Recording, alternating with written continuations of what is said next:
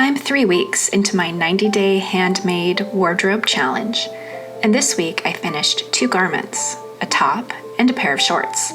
Together they make a summer outfit I know I'll wear often, and more than that, they reminded me of what I love about sewing in the first place.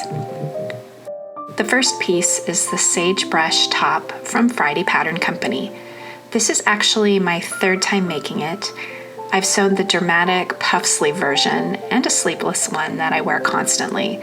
For this version, I wanted to experiment a little with the details. I used a striped fabric from my stash, chosen mostly because it matched my orange nail polish. To add some variety, I flipped the stripe direction on the front and back yokes. And instead of puff sleeves, I finished the arm side with ribbon. Actually, 3 different ribbons. They look very close, but they're a little bit different. Different widths and patterns, but they coordinate together.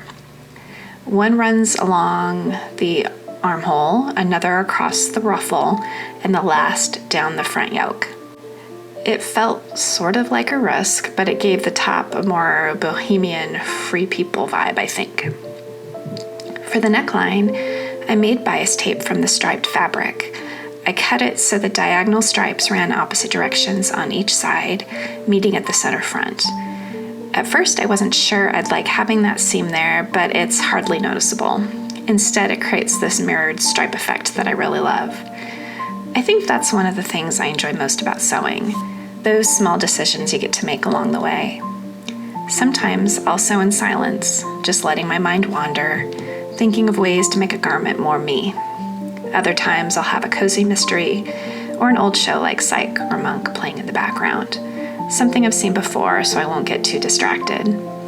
If the project is simple enough, I'll put on an audiobook, and lately I've been hooked on true crime podcasts while I stitch. Those quiet hours feel like a gift sometimes, equal parts creating and keeping myself company.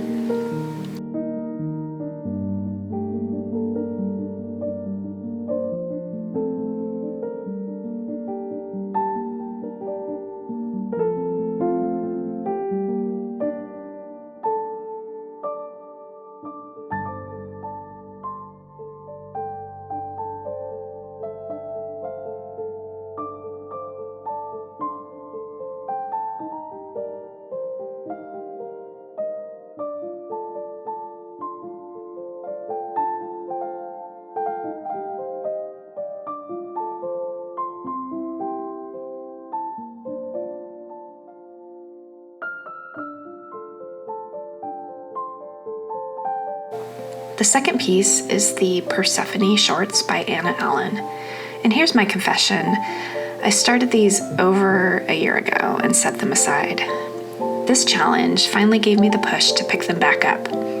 I sewed them in a stretch chambray as a muslin before tackling the pants version. I took in the back darts about 1/2 inch, and instead of using the welt pocket from the pattern, I added patch pockets on the front. I used the welt pocket pieces I had already cut, but when I tried folding them under, the curved edges just didn't sit right.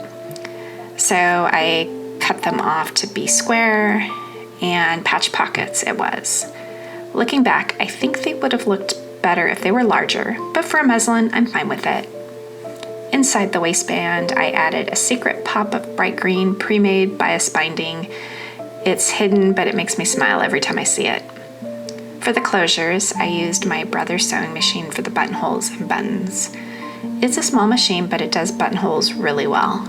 I always test them on a scrap piece first, just in case.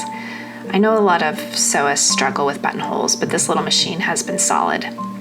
I also added white contrast top stitching on the button fly and back center seam.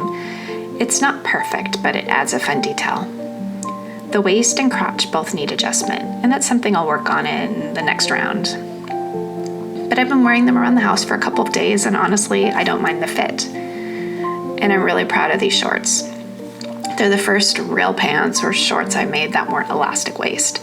Even though they're not perfect, they've given me a new sense of confidence, like I can sew anything now. When I put the Sagebrush Top and Persephone shorts together, it feels like the perfect summer outfit, light, comfortable, and just a little bit boho.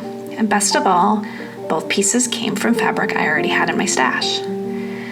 That's what this challenge is reminding me. Sewing doesn't have to be perfect to be meaningful. It can be playful, like mixing 3 different ribbons on one top. It can be reflective, like finally finishing a project I set aside for a whole year. And it can be comforting, like those evenings spent sewing with a mystery show in the background or getting pulled into a podcast. So here at week 3, I've added 2 more pieces to my handmade wardrobe: a top, a pair of shorts, and another reminder that the process is just as valuable as the finished clothes.